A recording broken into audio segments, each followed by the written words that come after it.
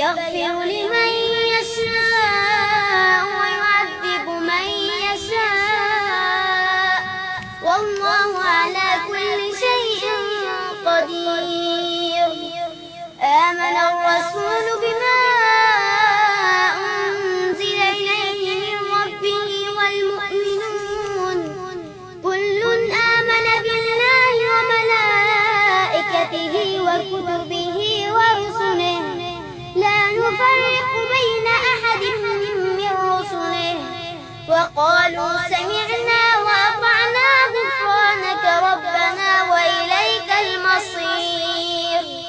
لا يكلف الله نفسا إلا وسعها لها ما كسبت وعليها ما اكتسبت ربنا